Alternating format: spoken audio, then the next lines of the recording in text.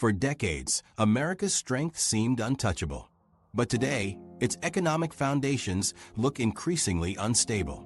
Federal debt is now over $36 trillion in early 2025, greater than the annual output of most large economies.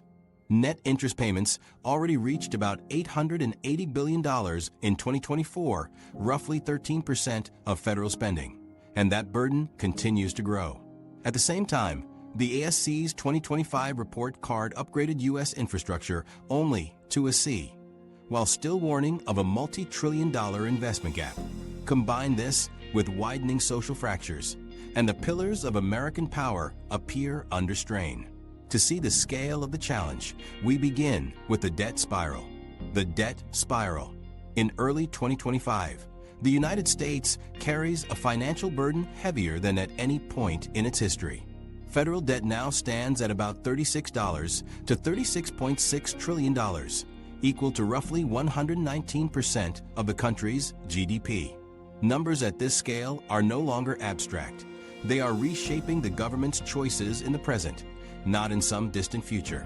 Interest payments alone reached around $880 billion in 2024, placing them in the same league as defense and Medicare. In effect, servicing the debt now competes directly with the government's core responsibilities. This shift happened quickly.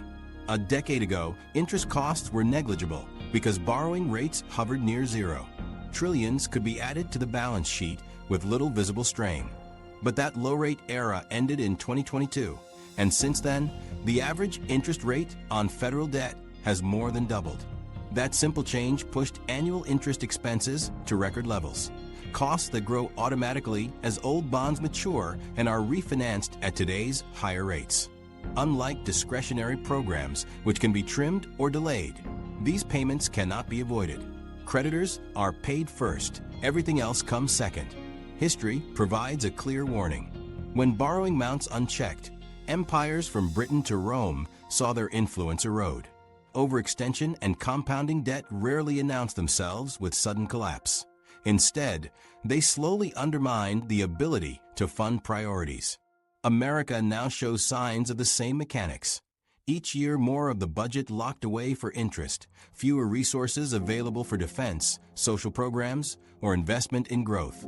Rising costs crowd out the very spending needed to keep the nation strong, politically stable, and economically innovative. The implications reach far beyond the Treasury's spreadsheets. A dollar spent on interest is a dollar unavailable for repairing the national power grid, supporting medical research, or upgrading aging transport systems. Voters sense this trade-off every time they encounter decaying infrastructure or hear of deferred projects. The political fights over debt ceilings and budget priorities reflect this tension. On one side are citizens demanding the promises of entitlement programs. On the other are calls for fiscal restraint, often framed as sacrifices future generations must bear. The inability to reconcile these competing demands feeds gridlock, which in practice only adds more debt. Analysts stress that the issue is not simply the total size of the debt, but the trajectory. Current projections from the Congressional Budget Office suggest that if policies remain unchanged, federal debt could exceed $52 trillion by 2035. By then, annual interest could surpass the combined budgets of multiple cabinet agencies, not because government decided to expand services, but because past borrowing demands it. Such projections strip away any illusion that the current path is a temporary imbalance. This is a structural shift in how national resources are allocated. Inflation adds another layer of pressure. When governments borrow heavily, they sometimes rely on inflation to reduce the true value of what is owed. Yet this comes at a cost. Savers see their wealth eroded. Investors lose confidence in long-term returns, and higher interest rates follow. Rising inflation was already visible after 2021, and while it has moderated, the memory of those surges reinforces expectations of risk, keeping borrowing costs higher than in the past. Trust, once weakened, is difficult to rebuild. For American strategy abroad, the consequences are stark. Military power, international aid, and global partnerships rest on credibility as much as hardware. Allies and rivals alike watch the federal balance sheet as a measure of that credibility, a superpower that dedicates as much to interest as to its military or healthcare system signals constraints to the world.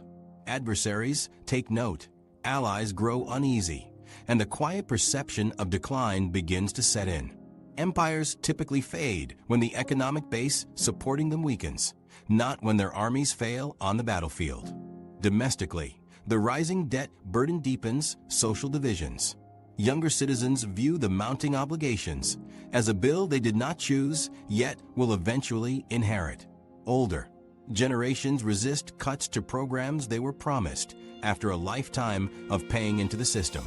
The clash between these groups turns fiscal debates into proxy battles over fairness, identity, and political trust. Meanwhile, with no consensus, policymakers push choices forward, allowing compounding interest to determine the outcome in their place. The result is a debt spiral that limits flexibility. Decades ago, rapid growth and global confidence in the dollar gave the U.S. breathing room to manage high debt levels.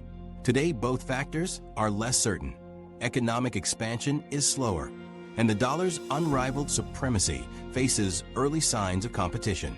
Without those advantages, America has little room for error. Unlike in previous eras, rising interest costs are not theoretical. They are already reshaping how the government operates, eats into discretionary spending, and narrows policy options. The lesson across history is consistent. When interest obligations consume a nation's resources, choices narrow, priorities erode, and confidence, both at home and abroad, declines. America retains unique strengths, from its innovative industries to its vast natural resources. But even these cannot fully offset the arithmetic of debt if budgetary trade-offs continue to tighten. What was once a distant concern now defines fiscal strategy, foreign policy, and social stability in the present tense. This is no longer a future worry. Interest expenses are already crowding out investments and shifting the hierarchy of national priorities. And as obligations grow, the question becomes not only how America pays its creditors, but also how it sustains its role in a world where financial trust is increasingly contested. The fading dollar. Another pressure point is the role of the U.S. dollar itself, the foundation of America's financial influence abroad. In the mid-1990s, the dollar accounted for roughly the low 70% of global foreign exchange reserves. By 2025, that share has slipped to the high 50%. The change may not seem dramatic in the short term, but each percentage point represents hundreds of billions shifted toward euros, yen, yuan, or into gold. The dollar remains the dominant reserve and trade currency by far, yet the trend is unmistakable. Diversification is becoming a deliberate policy for many governments. The advantages of reserve currency status have long been extraordinary. As the primary medium of exchange across the globe, the dollar provides the U.S. with cheaper financing, nearly limitless capacity to issue safe assets, and unparalleled reach in enforcing sanctions. But these benefits rest on trust. As governments diversify, the mechanics begin to alter slightly. Central banks still hold a majority in dollars, but the growth in alternatives signals reduced reliance. Gold purchases have risen to record levels among emerging economies as a hedge against fiscal and political risks in Washington. What was once treated as a universal store of value is now just one part of a wider safety net. This adjustment is most visible in trade settlement. For decades, oil, minerals, and agricultural commodities were almost universally priced in dollars. Today, that pattern is fraying at the edges. China, now the largest buyer of energy and raw materials, has negotiated shipments settled in yuan. Russia, shut out of dollar-based systems by sanctions, turns to rubles or yuan in bilateral energy deals. More significantly, groupings like BRICS Plus have started coordinating experimental payment mechanisms that operate outside existing dollar-denominated circuits. Several Gulf producers have entertained partial acceptance of non-dollar contracts, not in wholesale abandonment, but as part of a gradual testing of other avenues. Each instance may seem limited, But in aggregate, they highlight that the practice of relying exclusively on dollars is no longer treated as automatic. Political motivations drive much of this erosion. When Washington employs the dollar system as an instrument of foreign policy, the targets naturally explore protections. What begins as a stopgap measure evolves into routine practice. Energy partnerships between the Middle East and China now bypass dollars in favor of direct settlement. Even U.S. allies in Europe build parallel settlement systems that discreetly reduce vulnerability to unilateral American rules. Across emerging markets, regional banks increasingly support trade financing in local currencies. The effect is incremental but purposeful. Step by step, reliance on a single currency moderated by U.S. policy becomes less appealing. Treasury bonds, long considered risk-free, are part of this shift. For half a century, they provided the bedrock of global reserves. Yet doubts surface as debt levels climb and interest obligations swell. Foreign buyers question whether Washington can continue to borrow so heavily without consequence. While sudden flight remains improbable, even modest rebalancing changes the calculus. Strong demand for treasuries has kept U.S. borrowing costs suppressed. If appetite softens, yields rise, and the fiscal spiral already underway inside the U.S. intensifies. In practice, fewer willing foreign buyers mean the government pays more to finance the same debt stock. The link between a fading dollar share and America's expanding fiscal strain is direct and immediate. The potential consequences trickle outward. Steeper funding costs force trade-offs in domestic budgets, already squeezed by climbing interest obligations. Political debates harden as growth in spending collides with shrinking flexibility.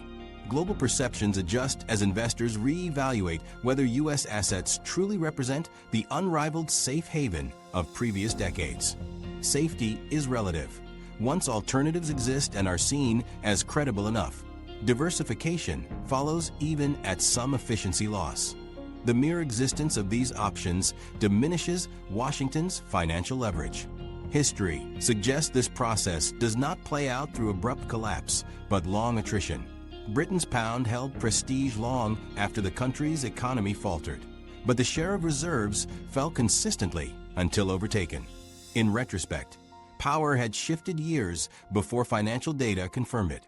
The dollar is unlikely to disappear. Its liquidity, transparency, and depth far outshine rivals. But the decline in share from the low 7.0s to the high 5.0s indicates a structural adjustment already in motion. Each year of diversification chips away at privilege, translating into higher costs and reduced influence without the drama of a crisis. The implications for U.S. strategy are profound. When oil exporters accept Yuan, American firms encounter new exposures to exchange risk.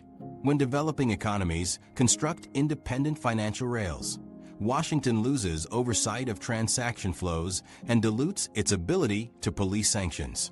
And when central banks normalize holding a smaller proportion of dollars, the United States sacrifices the easy financing underpinning both its domestic spending and foreign operations.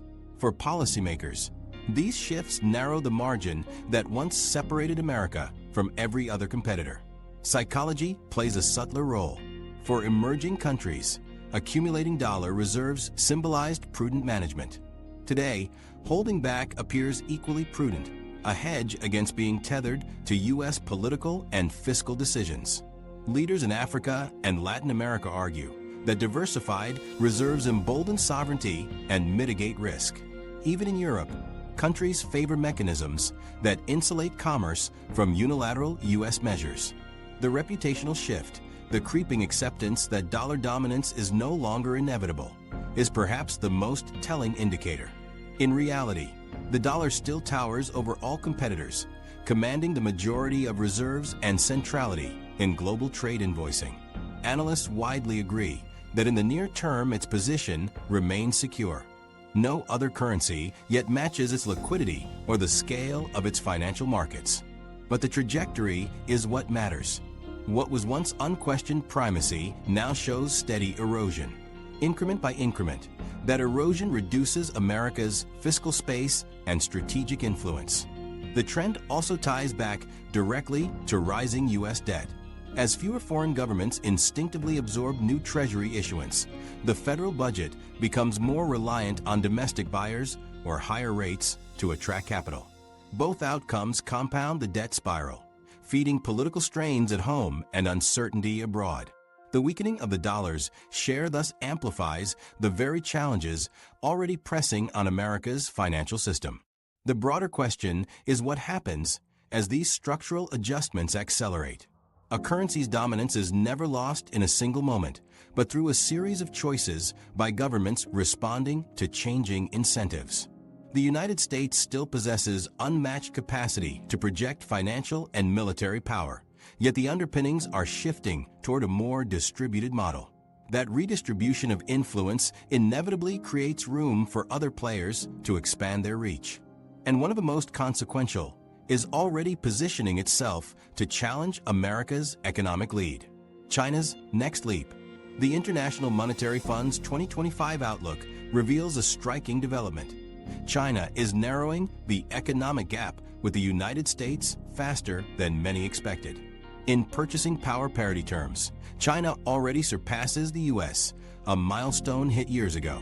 But even in nominal GDP, where America has long led by a wide margin, the difference is slowly eroding. With growth projections near 4 to 5% for China and more modest expansion in the U.S., convergence is no longer a distant theory. The assumption of guaranteed American dominance looks far less certain than it did a decade ago.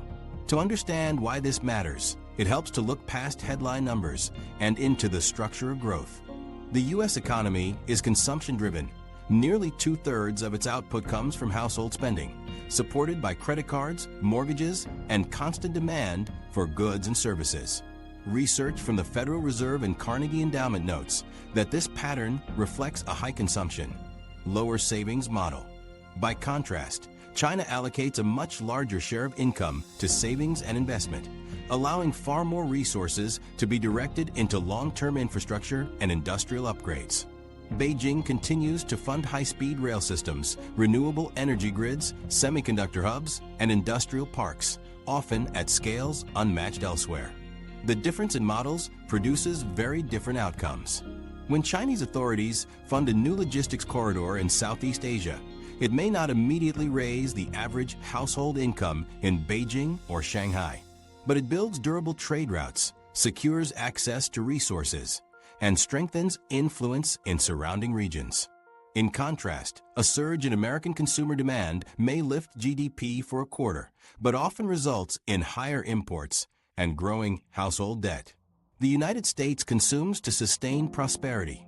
China invests to entrench strategic reach. Both approaches face risks, but the divergence explains why GDP rankings only capture part of the story. China's Belt and Road Initiative demonstrates this investment-led strategy. Since its launch, BRI has expanded into more than 150 countries, with cumulative financing surpassing $1.3 trillion. Projects stretch from ports in South Asia to rail systems in Africa, anchoring entire regions to supply chains and trade patterns centered in China. Critics note debt vulnerabilities, but the scale is undeniable. These projects not only provide infrastructure, but also establish durable economic and political ties that grant Beijing leverage far beyond simple investment returns. This network effect is powerful. A port financed by Chinese loans often comes with long-term operating contracts, supply agreements, and maintenance obligations. Over time, this reorients the host nation's trade and diplomatic choices toward Beijing. In global forums like the United Nations, relationships forged through physical infrastructure frequently play out in voting alignments or supportive stances on Chinese interests. For Washington, accustomed to alliances born from decades of security guarantees, the influence of bricks, mortar, and rail lines represents a challenge of a different order, one built less on ideology and more on practicality. On the technological front, China is making equally deliberate moves. Artificial intelligence sits at the center of Beijing's strategy. Government funding, expansive data access, and coordination with private firms combine to accelerate breakthroughs in AI, surveillance systems, and automation. While Chinese firms still trail in cutting-edge semiconductor design, they are scaling up manufacturing and closing gaps in areas once seen as long-term weaknesses. These moves are reinforced by parallel investment in 5G, renewable technology, and advanced manufacturing systems, broad portfolios designed to secure independence from external supply shocks. The scale of ambition becomes clear in measures of innovation. By 2025, China is filing at least as many AI-related patents annually as the United States, signaling a clear momentum shift in global intellectual property. This surge is not only about recognition. It creates royalty streams, grants ownership of future standards, and places Chinese firms at the forefront of industries that will define the next industrial era. Just as U.S. leadership set the rules for aviation and the internet during the 20th century, China now has the potential to define the frameworks for artificial intelligence, smart cities, and industrial automation during the 21st. These trends point to a broader shift in foundations of power. Nominal GDP rankings matter, but they risk missing the deeper drivers of influence. Who builds the pipelines, who controls the data, and whose standards underpin the systems of tomorrow. If the U.S. retains a larger economy on paper, but lags behind in technological ownership, the strategic consequences could be just as significant as any GDP overtaking. Power, in practical terms, accrues to those who design the platforms others must use. None of this means China's rise is without internal obstacles. The country faces a struggling property market, mounting local government debt, a shrinking workforce, and slowing productivity in some sectors. Yet leadership in Beijing approaches these as challenges to manage, not endpoints. Every factory or research park completed during a slowdown still becomes a permanent asset once growth recovers. For China's planners, the horizon runs decades, not quarters, and this patience sustains momentum even when headlines focus on short-term weaknesses.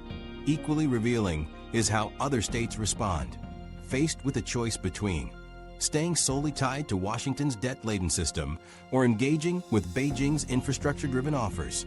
Many governments aim to hedge.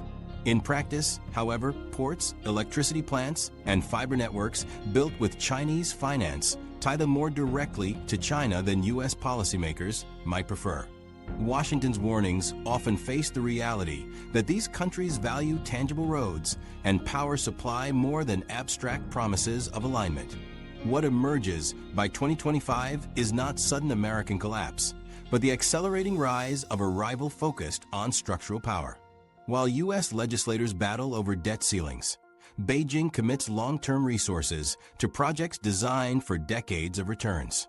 One economy consumes and debates, the other builds and positions. The directional trends narrow the economic gap while concentrating technological and logistical advantages in China's favor. Indicators of innovation confirm this trajectory. By filing as many AI patents annually as the U.S., China signals not only its competitive capability, but also its intent to set rules and standards others will have to follow. Ownership of these platforms matters as much as GDP rankings. If the last century belonged to those who controlled oil and steel, the current one will be shaped by whoever controls algorithms, semiconductors, and infrastructure standards. This is not just a contest about GDP size. It is about infrastructure networks, supply chains, and technological norms. These elements together frame the ground on which future competition will unfold. And as these systems evolve, new coalitions of states are emerging around them, reshaping the balance of power in ways Washington did not anticipate. The BRICS Plus alternative. By 2025, one of the most visible experiments in economic realignment is the rise of BRICS Plus. Originally a loose grouping of Brazil, Russia, India, China, and South Africa, the coalition expanded meaningfully in 2024 and 2025 with new members from Africa, the Middle East, and Asia. Additions such as Saudi Arabia, the UAE, Egypt, and Iran broadened its scope and gave it control over key trade routes and energy corridors. Taken together, BRICS Plus now represents around 40% of global GDP measured in purchasing power parity, according to IMF and BRICS sources. What began as an acronym describing emerging markets has become a network with ambitions to influence how trade is conducted, how countries settle accounts, and which financial systems dominate. Energy exporters inside BRICS Plus provide the group with unusual leverage. For decades, the stability of the so-called petrodollar system guaranteed that nearly every barrel of oil sold worldwide was priced in dollars. With Saudi Arabia and the UAE now involved in BRICS Plus, and with Russia already seeking non-dollar channels, that foundation looks less assured. No systemic withdrawal from dollar pricing has occurred yet, but the willingness of producers to experiment with Yuan, dirhams, or rupees introduces direct risks to a system that once seemed unshakable. If even a small share of major energy contracts shift away from dollars, central banks around the world would have reason to diversify their reserves. It would not end dollar primacy overnight, but the exclusivity Washington once enjoyed would no longer hold automatically. This direction is already visible in trade flows within the bloc. 2 years ago, BRICS transactions were still dominated by dollars and euros. By 2025, however, the amount settled in local currencies has grown substantially. Russian exports to China are often invoiced in yuan. Indian suppliers to Brazil increasingly rely on rupees or reals. By gradually practicing these arrangements, members build the infrastructure and habit of trading without passing through Western clearinghouses. The economics matter. These transactions eliminate conversion costs, but so too does the symbolism. Each successful settlement shows other countries that an alternative financial channel can function. The push toward alternatives is closely tied to sanctions. Washington and its allies have long used access to the dollar system as a means of enforcing policy. Restrict a country's access to dollar clearing, and you can choke its external trade almost instantly. That credibility is already in question. Russia continues to sell oil using yuan channels. Iran has accepted rupees for exports, and several Gulf producers have considered diversifying their invoicing baselines. The more these transactions occur, the less intimidating American sanctions appear. For states frustrated by Western dominance, BRICS Plus offers a workable model to reduce exposure to those tools. Outside the core energy exporters, smaller participants and observers have begun setting up their own defenses. Across Africa and Asia, regional banks are experimenting with settlement systems that bypass dollar clearing altogether. Currency swap agreements link pairs of BRICS members more securely, while clearinghouses are being tested that operate on domestic currencies. On their own, these mechanisms may look marginal. In aggregate, they chip away at Washington's reach. Every transaction that avoids the dollar shrinks the space in which U.S. foreign policy carries automatic leverage. The growth of such practices is not just anecdotal. Between 2023 and 2025, reported settlement volumes in BRICS Plus currencies rose by more than 60%. Trends of this magnitude cannot be attributed to temporary fluctuations. The infrastructure sustaining dollar dominance is still intact, yet the global market is visibly adapting to alternatives. While no single announcement can dethrone the dollar, the spread of normalization does the work silently. Even so, the limits of BRICS Plus are clear. Differences in economic priorities persist. India and China continue to compete for influence, while Russia seeks immediate financial relief rather than long-term institutional overhaul. These tensions make it difficult to imagine one unified BRICS currency emerging soon. Economists note that to launch a shared unit would require deep macroeconomic convergence, coordination across central banks, common monetary policy, and credible institutions capable of ensuring trust. At present, none of those preconditions are in place. Discussions about a joint currency remain aspirational. For now, the more practical route is the creation of shared payment systems and platforms such as the New Development Bank, which provide alternatives in financing even without a new monetary unit. Skeptics therefore stress that BRICS Plus should not be seen as a sudden replacement of Western systems. The dollar retains overwhelming advantages: liquidity, scale of financial markets, and the rule of law infrastructure that many investors continue to trust. What BRICS Plus achieves, instead, is a steady erosion of exclusivity. Each time a clearing system functions successfully, the U.S. monopoly position diminishes slightly. The real consequence is not rapid overthrow, but long attrition. Despite those caveats, the symbolism of BRICS Plus looms large. For emerging nations frustrated by institutions like the IMF and World Bank, this coalition represents the possibility of escaping conditional loans and dollar-based debt. The appeal lies in choice. Instead of dealing only with Western financing and oversight, governments can bargain with BRICS lenders who frame themselves as partners rather than creditors. This alternative status increases not only financial resilience, but also political independence. Even countries not yet members observe this dynamic and adjust their policies accordingly. Energy remains the clearest test. The presence of Saudi Arabia and the UAE inside BRICS Plus, layered on top of Russia and Iran, concentrates a critical share of global fuel supply inside one alternative bloc. Today, most contracts are still denominated in dollars. Yet the growing willingness to diversify invoicing practices represents a structural risk now firmly embedded in the market. The United States can no longer take for granted that all energy trade revolves around its currency. Even partial shifts recalibrate global demand for dollars, and each precedent exerts cumulative influence. The wider geopolitical implications cannot be ignored.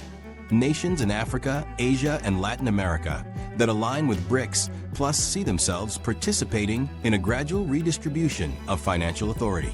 As they expand their trade ties using local currencies, they reaffirm their independence from Washington's leverage. Collective action, even with imperfections, proves its point through repetition. In global finance, as in politics, perception shapes reality. When countries believe alternatives are credible, they act on that belief, reinforcing the momentum of change. Ultimately, BRICS Plus cannot yet rival the structural depth of Western finance. It faces real obstacles and depends heavily on China's economic weight to anchor its initiatives. Yet its recent growth, its direct link to major energy exporters, and its deliberate push into payment platforms have already changed expectations. The dollar's dominance was once framed as unquestioned. Now, it is qualified with caveats. This evolution alone demonstrates the success of the bloc strategy. For Washington, the implication is straightforward yet sobering. Its leverage no longer feels automatic. Every year of diversification reduces the certainty that sanctions or reserve accumulation will function as they once did. No collapse looms tomorrow, but the erosion is evident. The U.S. is confronted with a world where competitors actively build parallel options, undermining the assumption that its systems remain indispensable. This is not just a shift in global finance. It feeds directly into questions of how nations fund growth, sustain competitiveness, and invest in their future capacity. That dimension of the challenge returns attention inward, toward whether America can maintain the physical and financial foundations of its own economic strength. America's infrastructure gap. In 2025, the American Society of Civil Engineers released its latest report card on U.S. infrastructure, and the results highlight both slight progress and continuing vulnerability. The headline: the nation's overall grade has risen to a C, up from a C for years earlier. But the same report calculates a $3.7 trillion investment gap over the next decade if current funding levels remain unchanged. That number is not speculative. It reflects the cost of catching up on decades of deferred maintenance while attempting to modernize the systems that drive the economy. The report breaks the picture into categories that reveal both strengths and weaknesses. Ports earned a respectable B, helped by automation upgrades and strong throughput during global supply disruptions. Broadband, graded for the first time, received a C+, as access expanded, but affordability and rural coverage lagged behind peer nations. But in critical sectors such as transit and stormwater systems, grades stayed mired in the D range, reflecting chronic underfunding and outdated design. The mix offers a reminder that modern infrastructure is not simply about landmarks like highways or airports. It includes the digital backbone and water management networks that underpin daily functioning. For the physical economy, aging systems have real costs. Roads and bridges designed for the traffic of the 1960s strain under far larger volumes. The average U.S. driver still pays hundreds of dollars a year in damage from potholes or congestion delays. Transit systems, many reliant on century-old tunnels and cars, cannot carry demand efficiently, pushing commuters toward private vehicles and reinforcing gridlock. Stormwater infrastructure, much of it laid in the early 20th century, fails regularly under heavy rainfall, flooding neighborhoods, and driving up insurance costs. These are not abstract issues for engineers, but lived realities for citizens and businesses alike. In global comparison, the weaknesses are more visible. China now operates over 25,000 miles of high-speed rail, while the United States has yet to complete a single nationwide system. ASCE emphasizes the problem is not only scale, but speed of delivery. American projects endure years of permitting delays, litigations, and fragmented oversight, which inflate costs and stretch timelines beyond reason. Competitors abroad design and build with central coordination. The result is an optics problem just as much as a logistical one. A country that once pioneered interstate highways now struggles to modernize its most basic networks, while rivals leap ahead with fully integrated systems. These structural limits alter competitiveness in subtle but consequential ways. Companies making decisions about where to build factories or logistics hubs weigh the dependability of power grids, reliability of cargo turnaround in ports, and timeliness of rail and road connections. Outdated airports, undersized terminals, and congested highways translate into real expenses. Firms chasing efficiency will naturally steer toward environments with smoother networks. Over time, fewer investments in U.S. cities mean fewer jobs, less local tax revenue, and a gradual decline in industrial resilience. Economic strength, often framed in terms of innovation and finance, depends at root on these physical assets. The consequences reach into households. Power outages strike more communities each year, sometimes under ordinary conditions rather than severe weather.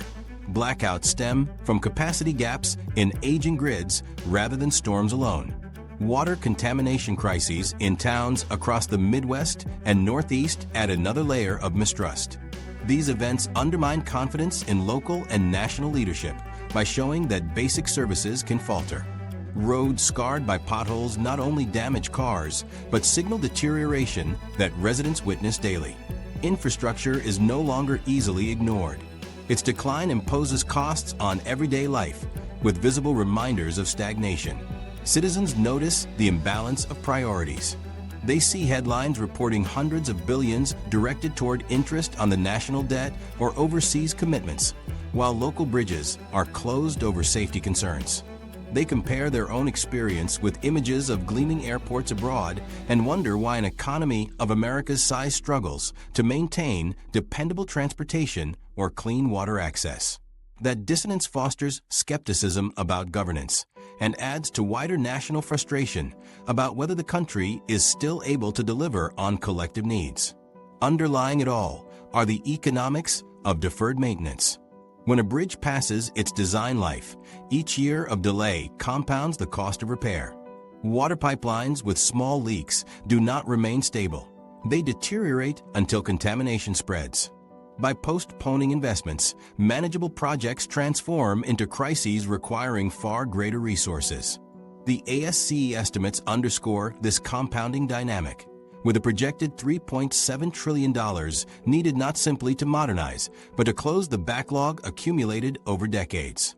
The longer policy debates stall, the more daunting the financial burden becomes. These physical systems also determine how America is perceived abroad. When airports descend into chaos, or when footage of a collapsed bridge circulates globally, the incidents become symbols of national decline. Allies quietly question America's ability to invest in itself, while rivals emphasize the contrast between modern infrastructure elsewhere and failing basics. In the U.S., infrastructure thus moves beyond local inconvenience. It frames soft power by shaping the image of competence and reliability.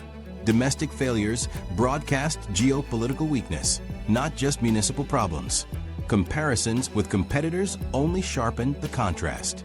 China pursues centralized 5-year plans for transport and digital networks, while the U.S. falls back on fragmented municipal funding cycles and contentious federal negotiations. American improvements often arrive incrementally, a lane added here or a terminal expanded there, never the coordinated overhaul that shifts capacity nationwide. The difference is stark. One country executes projects with unified direction. The other patches old systems with stopgap measures. As ASCE notes, slow approval processes and inconsistent funding undermine long-term competitiveness. Still, opportunities exist. Modernizing power grids with smarter technology could reduce blackouts, lower energy costs, and integrate renewable sources more effectively. Expanding broadband access into underserved rural areas would spur educational and economic activity. Updating transit could relieve congested roads and connect metropolitan regions more efficiently. But without firm action, the deficit identified by engineers will expand and solidify, embedding inefficiency into the national landscape. The U.S. of the coming decades risks operating with systems designed for the 20th century while trying to compete in the 21st. The implications extend beyond engineering. Infrastructure is not only concrete and steel, it is trust, reliability, and national identity. The report card released in 2025 delivers a sober message. Grading has inched upward, but the overall condition remains fragile, and the gap between needs and resources is widening. Decisive investment now could reverse course, but hesitation ensures that costs will climb higher and performance will slip further. Fixing this gap requires sustained federal funding and coherent policy, or the U.S. risks losing competitiveness. And as citizens experience the strain of aging networks in their daily lives, frustrations at home are beginning to harden into deeper divisions. Social fragmentation. In 2025, the American story is defined not just by economics or foreign relations, but also by widening social fractures. What once were political disagreements have evolved into hardened cultural identities. These divisions are felt not only in debates online or in polling data, but in families, neighborhoods, and workplaces. Where earlier generations bound themselves through trust in shared institutions, today suspicion dominates toward leaders, toward parties, and even toward the democratic process itself. The cohesion that held together the world's largest democracy feels stretched thin. This erosion is particularly striking because it emerges during a period of low unemployment and strong technological innovation. Jobs exist and consumer markets function, yet discontent spreads. Surveys and public sentiment indicators show rising distrust in Congress, in the courts, in the media, and in education systems. The discomfort is less about a lack of material survival and more about diminishing faith in the way society is structured. If the results of elections or the fairness of laws are seen as suspect, the very foundation of civic life is shaken. Power rests not only on armies or GDP, but also on legitimacy. And this is where cracks now appear. Economic inequality feeds much of this skepticism. Over recent decades, wealth has concentrated heavily at the top. By 2025, the wealthiest 1% hold over 30% of total national wealth, according to Federal Reserve data. Meanwhile, wages for many middle-class workers have stagnated when measured against the climbing costs of housing, healthcare, and education. The result is a sense of divergence. Cities tied to global finance and technology enjoy rising fortunes, while rural regions face shrinking populations, shuttered industries, and fragile local tax bases. These divides are not interpreted as neutral differences, but as evidence that one segment benefits at the expense of another. History reminds us what widespread alienation from institutions can yield. In the late Roman Republic, a growing perception that elites no longer represented ordinary citizens hastened unrest and ultimately transformed the system. The parallel today need not be overstated, but the warning is clear. When large portions of a population doubt whether democracy produces fair outcomes, stability suffers.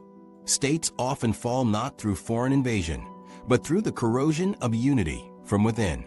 The fragmentation is visible in how information circulates. News outlets once regarded as neutral are now read as partisan, and audiences sort themselves accordingly. Social media accelerates this process by creating closed ecosystems. Algorithms encourage people to hear only voices that reaffirm existing beliefs. Over time, those bubbles harden, and compromise itself becomes a dirty word. Instead of a tool for stability, compromise is viewed as betrayal. This undermines not only debate, but also the basic pursuit of shared solutions. The divisions show up where people live and work as well. Universities, offices, and households are arenas where disagreements over politics or identity carry personal weight. Younger generations express less attachment to democratic ideals than older ones. Their view is shaped by visible dysfunction, years of budget fights, soaring debt, and leaders who seem unable to address pressing problems head-on. If political gridlock dominates their adult experience, democracy itself begins to look like a malfunctioning process rather than a promise of opportunity. Such attitudes make it harder for societies to mobilize in moments of crisis, when unity becomes essential. For much of U.S. history, economic optimism offset political strain. Even during bitter conflict, many believed the system still offered upward mobility if they played by the rules. Now, that optimism is fading. With steep student debt, prohibitive housing markets, and career paths reshaped by automation, younger citizens struggle to see the system delivering on promises made to their parents' generation. This intergenerational contrast deepens polarization. Older Americans often dismiss these frustrations as misplaced, while younger Americans see them as unavoidable realities. Shared purpose weakens when empathy collapses across age lines. Race and identity add further tension. Changing demographics bring cultural anxieties that spill into arguments over immigration, policing, and representation. What could be treated as routine demographic adaptation instead becomes framed as zero-sum conflict, where one group's advance is perceived as another's loss. Political actors and media organizations often amplify these fears for gain, hardening divides. Where earlier cohesion was forged during wars or national struggles, the narratives of the present often emphasize difference, feeding endless cycles of mistrust. At the level of institutions, the consequences are stark. Courts are viewed less through legal reasoning and more through partisan outcomes. Elections themselves, long treated as the final arbiter of legitimacy, now serve as focal points for suspicion. When parts of the electorate stop believing that votes matter, or that majority will is reflected in government policy, trust in the basic mechanics of self-rule deteriorates. Once confidence in elections, laws, and institutions erodes, rebuilding it requires more than political rhetoric. It requires tangible reform, yet meaningful reform remains elusive. These social fractures do not stay contained within borders. Foreign allies observe bitter disputes and worry about the consistency of U.S. policy. Rivals interpret paralysis at home as a strategic opening. Global leadership demands internal coherence, yet coherence falters when the domestic sphere appears locked in cultural and political warfare. The underlying lesson of empire is instructive. Few can endure long abroad if they break apart at home. Part of today's frustration stems not only from cultural differences, but also from visible dysfunction in governance. The fiscal pressures of servicing debt and the evident decline of national infrastructure, as documented by the ASCE's recent report, reinforce public cynicism. Citizens ask why hundreds of billions flow abroad or into bond markets when local bridges collapse and grids fail. In this way, fiscal strain and infrastructure decay feed social suspicion, confirming a popular belief that government fails to deliver where it matters most. This climate reduces space for compromise. American politics increasingly resembles a contest of identities rather than a debate of policies. Elections are treated as existential contests. Loyalty to symbols replaces detailed policy discussion, and rhetoric of survival dominates civic language. The nation retains immense resources and global influence, but these cannot mask the fragility of public trust. the corrosion of legitimacy from within places strain across every level of governance. The paradox is telling. By material measures, wealth, technology, military might, the United States remains unrivaled. But by measures of cohesion, faith, and trust, vulnerability is exposed. Surveys capture consistent trends of polarization, and everyday experience reinforces them. The long-term consequences are not limited to domestic governance. A country that distrusts itself struggles to make credible, long-range commitments abroad. And with those pressures mounting internally, another challenge rises close behind, one rooted not in ideology or politics, but in the changing makeup of the population itself, demographics, and decline. In 2025, one of the most decisive factors shaping America's long-term trajectory is its changing demographic profile. Fertility and population age trends now signal a future in which the U.S. steadily becomes an older society. For much of the post-war era, America avoided the sharp demographic decline seen in Europe or Japan, keeping relatively higher birth rates that refresh the workforce. That distinction is fading. Families are having fewer children, and over time the ratio of workers to retirees will narrow. Federal policy analysts and fiscal groups already identify aging as a primary source of long-run budget stress, making demographics not simply a personal matter, but a central driver of national strength. The fiscal implications are stark. A smaller working age base means less contribution to payroll taxes that sustain Social Security and Medicare, even as demand for those programs grows with an expanding elderly population. According to the Peterson Foundation and other fiscal organizations, three pressures now dominate the long-term budget outlook: population aging, rising healthcare costs, and mounting interest payments on debt. Taken together, these structural forces limit flexibility and deepen the challenge of maintaining financial balance. Demographics, in this sense, are inseparable from questions of fiscal survival. The trade-off is visible in annual accounts. As the proportion of older Americans grows, every federal dollar not covered by tax revenue must be borrowed or redirected from other programs. While Washington can delay choices through borrowing, compounding interest makes them balance harder to correct. A shrinking pool of contributors supporting a swelling pool of beneficiaries creates a formula that cannot stabilize without change. Policymakers have options: raising taxes, reducing benefits, or reconsidering the role of immigration. But all involve costs that divide voters. The longer changes are postponed, the sharper the adjustment becomes. History underscores why this pattern matters. Nations with younger populations tend to project more dynamism. Youthful societies typically produce higher rates of entrepreneurship, military enlistment, and innovation. Aging societies, by contrast, often emphasize stability, transfer payments, and healthcare, leaving fewer resources for bold investments. Japan in the 1990s saw its rapid post-war expansion slow under the weight of an aging citizenry alongside structural inefficiencies. European states today direct growing shares of GDP toward pensions and eldercare rather than building new engines of growth. The United States, long assumed to be an exception, now faces that same trajectory. China's path highlights both contrast and convergence. The one-child policy reduced birth rates to the point that China now confronts one of the fastest aging populations in modern history. Even with incentives, fertility remains low, and projections show a shrinking workforce numbering in the tens of millions by mid-century. That contraction complicates Beijing's long-term growth model and threatens the foundation of its rise. Demography constrains ambition, even where industrial policy builds new capacity. America's challenge is less severe, but the similarities are real. Both countries must bear heavier costs for pensions and healthcare at the same time that global competition demands continued dynamism. The United States retains one key demographic advantage: immigration. For decades, incoming migrants replenished the labor market, sustained tax contributions, and offset the effects of lower native birth rates.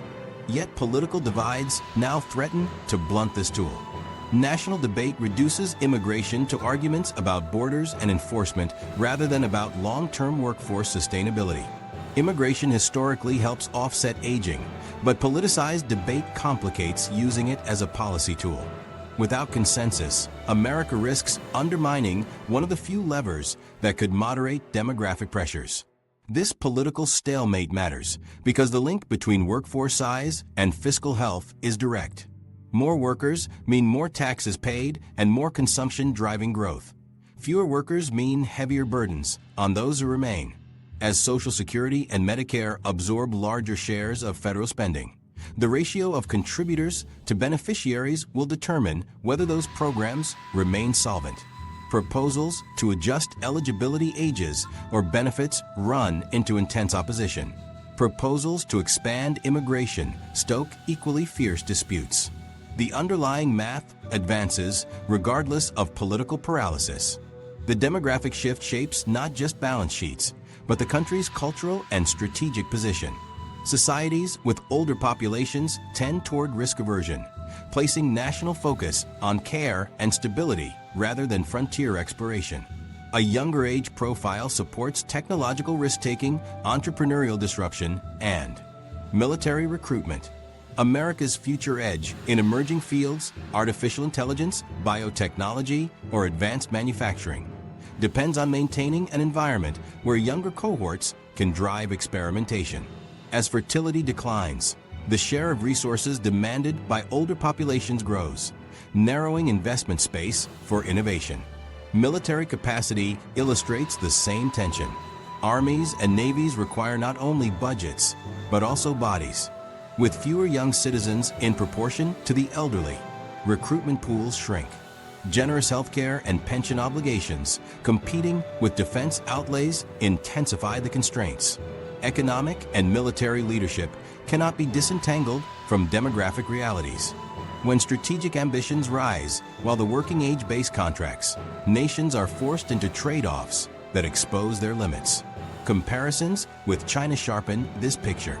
Beijing must grapple with an even sharper population curve, yet it maintains state-driven coordination to reallocate resources toward strategic objectives. The U.S. holds greater flexibility through immigration, but it lacks political cohesion to employ it effectively. Both must accept that sustaining great power competition in an aging world requires efficiency. Delivering technological advancement, military capacity, and social stability with a smaller foundation of workers. The question is not simply which country ages more slowly, but which one adapts more effectively to an aging reality. The political barriers remain high.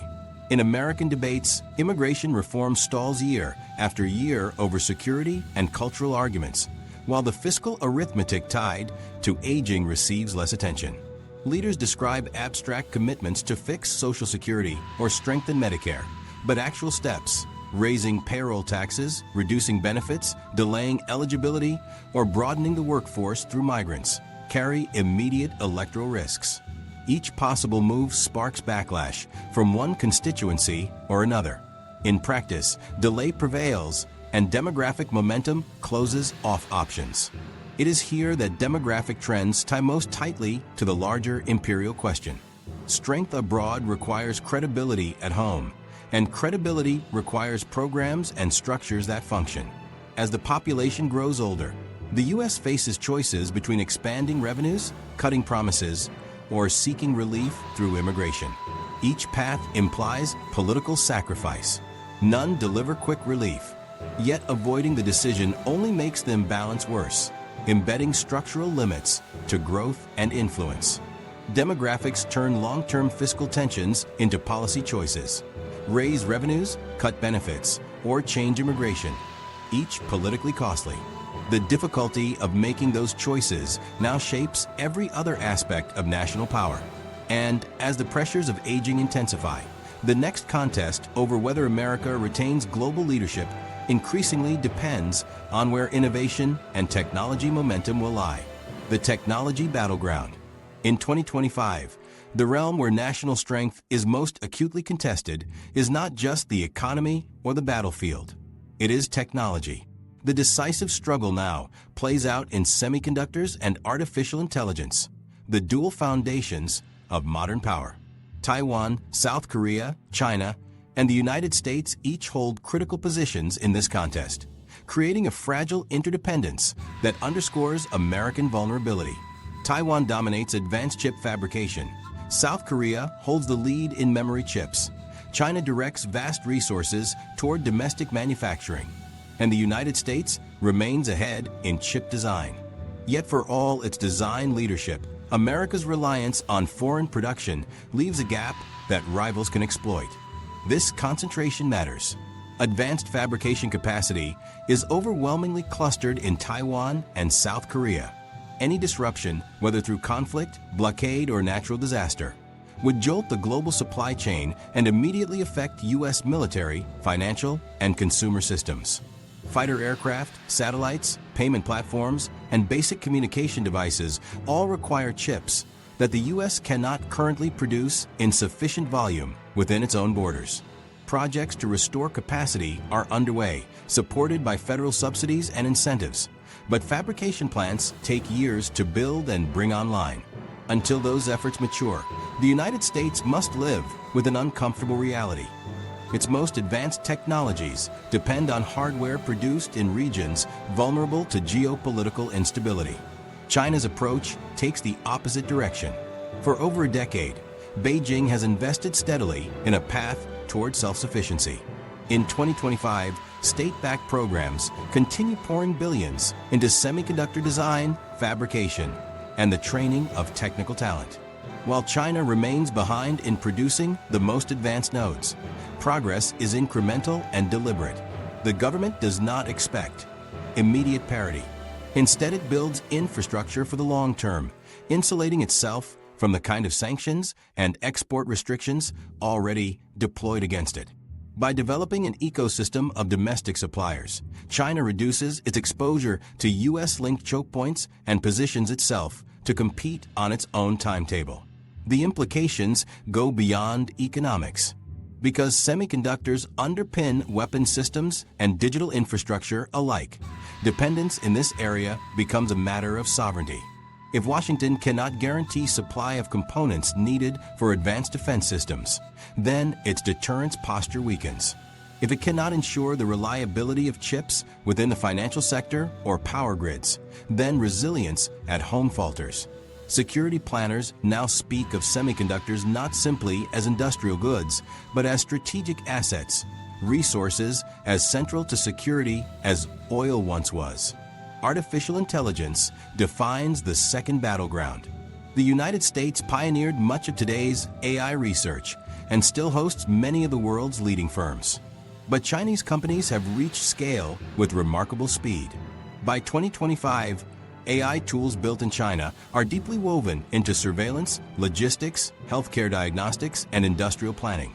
Access to vast datasets and fewer legal restrictions give Chinese firms an ability to test, adapt, and deploy at speed. While American firms refine consumer-facing applications and cloud services, Beijing aggressively applies AI to state planning, industrial policy, and defense technologies. The global reach of these tools complicates matters further. Nations purchasing Chinese-built AI systems also receive the support networks, maintenance contracts, and data flows that come with them. These ties extend political influence. Countries aligning technologically with Beijing may slowly shift diplomatic leanings as well. The result is that technological adoption doubles as geopolitical alignment, embedding global markets inside spheres of influence driven not by ideology, but by digital infrastructure. Control of standards is where this competition crystallizes. Semiconductors establish who supplies the hardware, but AI sets the frameworks for how that hardware is used. Algorithms that decide creditworthiness, manage logistics, or guide drones spread their logic across borders. Whoever defines the standards indirectly shapes practices in other societies. For Washington, the concern is that reliance on foreign AI protocols might subject allies to influence aligned with Beijing rather than the United States. The question of intellectual property provides a visible measure of this shift. China now files a large and growing share of global AI-related patents, signaling its rapid expansion into applied technologies. Filing volume is not a guarantee of breakthrough innovation, but it signals strategic momentum. A country willing to saturate patent space builds barriers for competitors, secures licensing revenue, and gains leverage in standard-setting bodies. For decades, America benefited from controlling intellectual property in aviation, pharmaceuticals, and computing. Beijing aims for the same position in AI. These trends highlight how tightly security and technology are now bound. Hardware and software together create both opportunity and exposure. Fighter aircraft or satellites built with imported chips face questions of supply integrity under crisis conditions. Networks built on algorithms developed abroad raise questions about data governance and trust. The very infrastructure of sovereignty depends on securing the full chain of technology, from design to fabrication and from software development to real-world application. Despite policy initiatives, the imbalance persists. The United States continues to lead in fundamental AI research and chip design, but fabrication and material sourcing remain external. Key lithography equipment is made in Europe.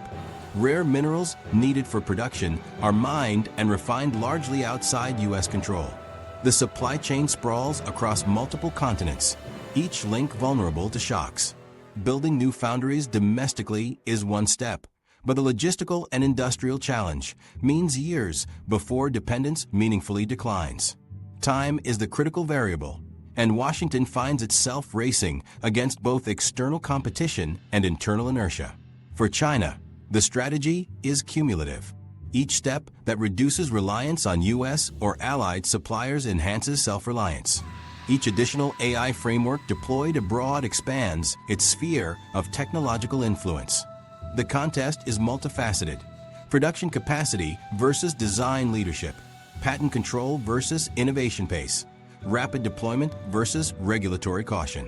On each axis, both countries pursue different strengths, and the balance shifts as relative gains accumulate. Globally, the competition forces other countries into difficult positions. South Korea and Taiwan remain indispensable nodes in chip production, yet also depend on U.S. security guarantees. European states supply critical equipment, but must weigh commercial benefit against geopolitical risk. Emerging markets accept Chinese financing and technology because it arrives faster and with fewer conditions, despite concerns about dependency. The architecture of global industry becomes an arena where allegiance cannot easily be neutral. The most sobering recognition in 2025 is that China is no longer catching up from a position of imitation, but building its own platforms. Its progress in semiconductor independence and AI expansion marks structural change rather than symbolic achievement. The United States still has unmatched capacity for innovation, but the assumption of permanent superiority no longer holds. Power in the 20th century was sustained through technological dominance. In the 21st, the same rule applies. If chips and AI decide the century, the United States must secure both design and fabrication. Failing that, leverage shifts to competitors who can. This contest is not abstract. It shapes the backbone of military strength, economic security, and global influence. And as technology becomes the decisive frontier, another equally critical domain is under pressure, one tied not to algorithms or circuitry, but to the basic fuels that power entire economies. Energy transition pressures. In 2025, energy policy has become a central fault line in the balance of global power. Governments are no longer debating whether to move away from fossil fuels. They are locked into commitments to accelerate the shift toward clean energy. Targets for renewable generation, electric vehicle sales, and carbon reduction are embedded into laws and trade agreements across Europe, Asia, and North America. Global investment in renewables has surpassed previous highs, with solar and wind capacity expanding rapidly alongside the increasing market share of electric vehicles. The shift places economies that tie their strength to oil and gas under mounting pressure. For the United States, long reliant on its role as both top energy producer and guardian of the petrodollar system, the transformation creates a structural dilemma. The paradox is unmistakable. On one hand, America's oil and gas production is near record levels. Shale output remains robust, and liquefied natural gas exports to Europe have become a keystone of that continent's energy stability since the war in Ukraine. U.S. fossil fuel exports maintain strong global demand, earning revenue and sustaining jobs. But in parallel, the domestic adoption of clean technology trails what policy pledges envisioned. Electric vehicle charging networks remain incomplete. Major solar and wind projects are slowed by supply chain bottlenecks, and regulatory disputes delay approvals. The country celebrates abundance in hydrocarbons, but cannot yet claim equivalent momentum in the sectors likely to define the next generation of global energy. This tension is not only about production volumes. It cuts into the financial architecture that has underpinned American power for decades. The petrodollar arrangement, oil contracts priced in U.S. currency, created natural demand for dollars and reinforced their role as the backbone of global reserves. In a system led by electrons, storage capacity, and rare minerals rather than crude, that direct linkage loosens. If trade contracts in batteries, hydrogen, or critical minerals grow, pricing will not be automatically tied to the dollar, and the structural demand that Washington has relied upon could weaken. The question becomes whether an economy structured around hydrocarbons can sustain its monetary dominance in an age shaped by renewable supply chains. China has positioned itself to answer this question differently. While the United States dominates in hydrocarbons, Beijing dominates where clean energy bottlenecks increasingly form, not in the generation of wind or solar power itself, but in the processing and refinement of the minerals required to store that energy. Lithium, cobalt, nickel, and graphite sit at the center of this picture. Researchers estimate that China processes the majority of global refined lithium inputs, and it controls similar shares in other essential mineral stages. From South America's salt flats to Africa's cobalt mines, raw material extraction almost routinely flows into Chinese refining plants before reaching world markets. That downstream capacity creates structural leverage similar to the leverage America once enjoyed through its oil alliances in the Middle East. The imbalance reshapes bargaining power. Automakers in the United States, Europe, and Japan are compelled to rely on Chinese processed battery components if they hope to meet electric vehicle production goals. Utilities upgrading grids for renewable storage must source cathodes and anodes that overwhelmingly originate through Chinese supply chains. Even U.S. federal subsidies intended to boost domestic capacity collide with the missing link of mineral refinement already captured by Beijing. The United States commands output in oil and gas, but when it comes to the minerals critical for the electrified transition, dependence runs in reverse. America leans on its strategic rival for what it lacks. The security implications are direct. Industries central to America's economy, from automotive to consumer electronics, depend on imports vulnerable to restriction or manipulation. If geopolitical confrontation escalated, Beijing could limit access to refined inputs that determine whether U.S. firms can manufacture cars, batteries, or grid systems. This scenario inverts a familiar 20th century reality. In that era, Washington used its role as guarantor of Middle Eastern oil supply to hold influence over allies in Europe and Asia. Today, in mineral processing, the leverage sits increasingly with China. Diplomatic influence follows material flows. Beijing actively courts mineral-rich nations, offering infrastructure, loans, and technology transfers in exchange for long-term contracts. African cobalt mines and Indonesian nickel operations now tie directly back to Chinese refining networks. The Belt and Road Initiative extends past highways and ports into industrial facilities designed to ensure minerals are processed in China first. For resource-exporting nations, Chinese involvement often appears more lucrative and immediate than Western alternatives, particularly because Beijing offers financing packages without lengthy conditionality. This strengthens its global position as the central node in the clean energy supply chain.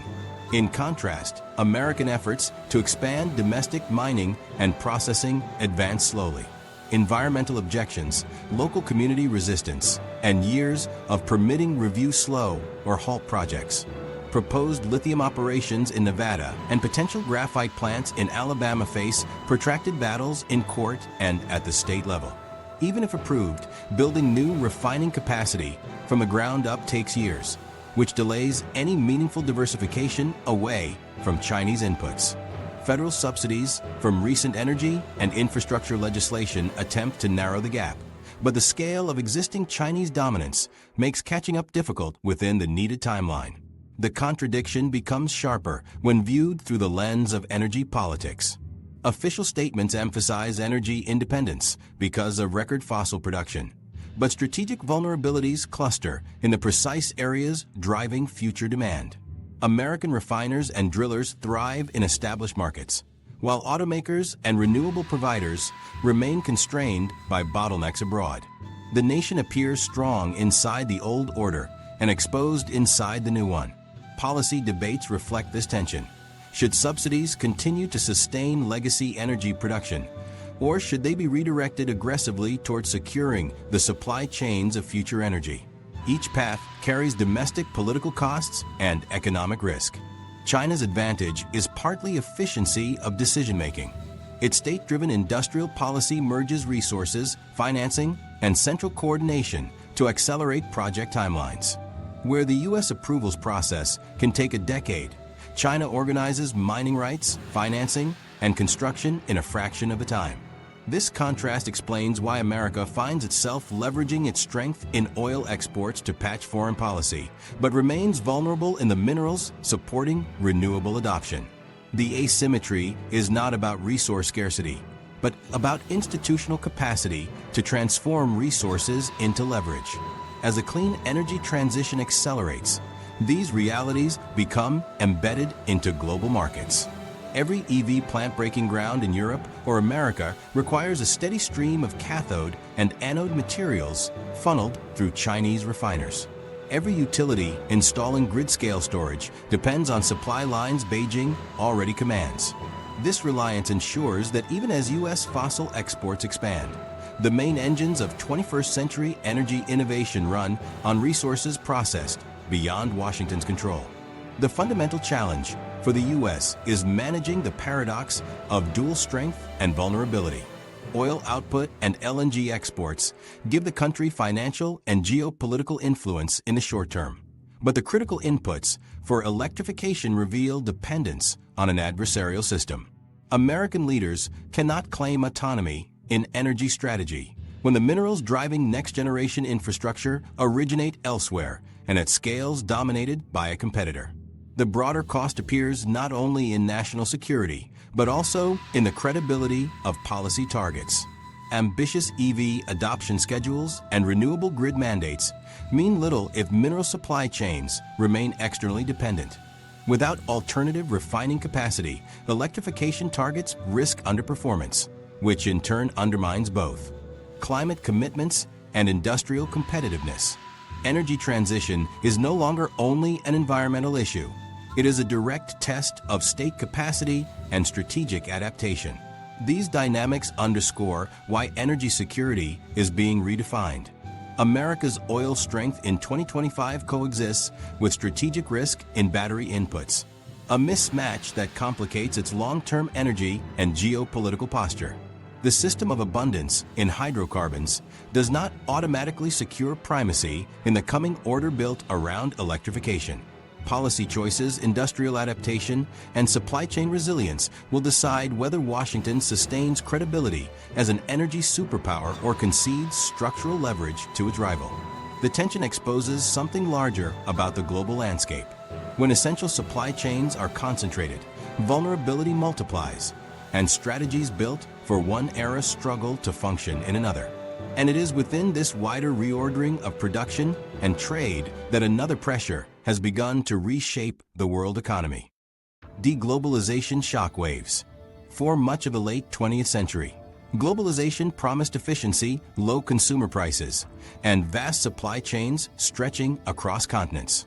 By 2025, however, that model is under strain. Firms that once anchored their manufacturing in China or Southeast Asia now face pressure to shift production closer to end markets. Politicians describe this trend as reshoring, linking it to national resilience and security. Yet behind the rhetoric lies a different reality.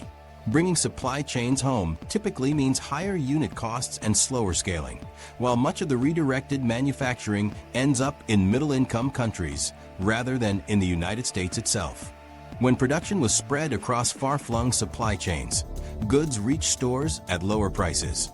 Transporting cargo from East Asian ports to American retailers added delays, but global specialization kept costs predictable. Reshoring alters that equation. Factories in the US or Europe must cover higher wages, stricter regulations, and greater compliance costs.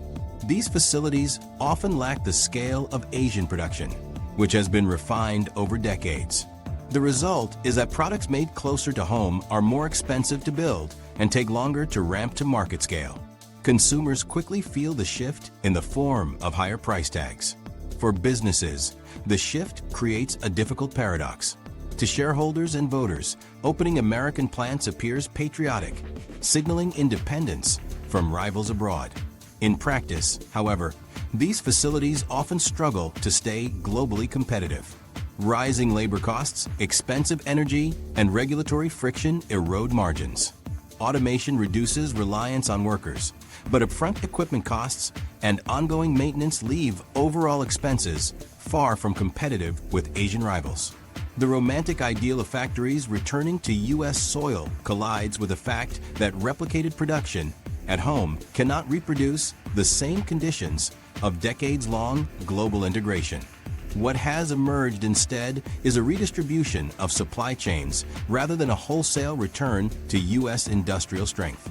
Mexico is now one of the primary beneficiaries, offering geographic proximity to American markets, as well as participation in the U.S. Mexico-Canada Agreement. Automakers, electronics firms, and industrial manufacturers have steadily boosted Mexican capacity as an alternative to both China and the higher costs of the U.S.-India, meanwhile, aggressively markets itself as the next major hub for electronics assembly and pharmaceuticals, with a workforce large enough to absorb relocations as wages rise in East Asia. Southeast Asia, particularly Vietnam and Indonesia, continues to draw investment as multinational corporations seek diversified risk without abandoning cost efficiency. As the Carnegie and BRICS Plus analyses underline, this creates new openings for middle power economies that can combine cost competitiveness with growing geopolitical influence. The limits of America First production strategies become clearer under this redistribution. Manufacturing may leave China, but it does not necessarily end up in American cities. Instead, it lands in middle-income countries that balance lower costs with political acceptability. Thus, the U.S. faces the downside of higher consumer costs while missing out on large-scale industrial revival. The narrative of resiliency obscures the reality that opportunities are flowing elsewhere. Trade policy compounds a problem. Tariffs and subsidies can shield domestic producers in the short term, but the long-term effect is higher import costs and weaker export competitiveness. Tariffs raise prices inside the home market, while retaliation limits exports abroad. Subsidies buy time for industries, but they do not eliminate structural inefficiencies. Households experience this through modest wage gains offset by higher costs on everyday goods, from electronics to food staples tied to global trade. The mismatch between rhetoric and outcome places strain on the American middle class. The promise of reshoring was greater stability, secure jobs, and new industrial lifelines. In reality, the balance sheets of many families show limited improvement. Wages rise slowly, while tariff-related costs climb faster, eroding consumer purchasing power. Smartphones, cars, and even basic appliances are more expensive than before, reflecting higher unit costs embedded in shorter supply chains. Reshoring shifts burdens rather than eliminating them, with consumer budgets tightening as a result. Businesses suffer a parallel setback. American manufacturers producing at higher cost face difficulty competing abroad against rivals from India, Vietnam, or Mexico. Exports contract even as imports remain expensive, leaving U.S. firms squeezed. Without coordinated modernization of facilities, streamlined regulatory processes, or scaled investment in productivity, reshoring efforts become symbolic wins at the expense of competitiveness. Geopolitically, the consequences are significant. As the U.S. pulls supply chains inward, new centers of production gain leverage.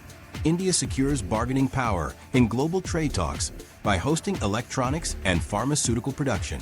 Mexico consolidates its role in North America by strengthening its industrial base. Southeast Asia expands linkages with global firms, anchoring itself more deeply into international commerce.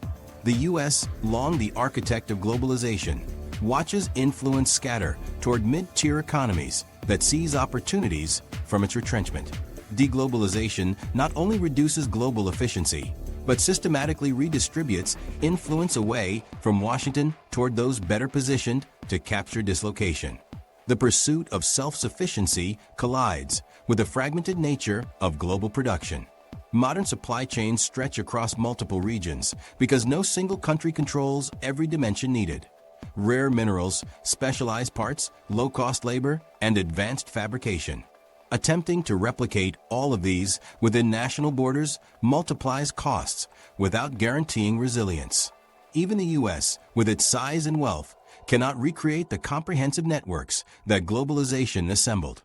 Instead, it faces rising expenses and unfinished initiatives that fall short of their ambition. Inside the U.S., the gap between political promises and everyday delivery has sharpened distrust. Subsidies and incentives encourage companies to reshore, but projects take years to break ground. Even when plants open, automation reduces their workforce compared to the factories lost decades earlier.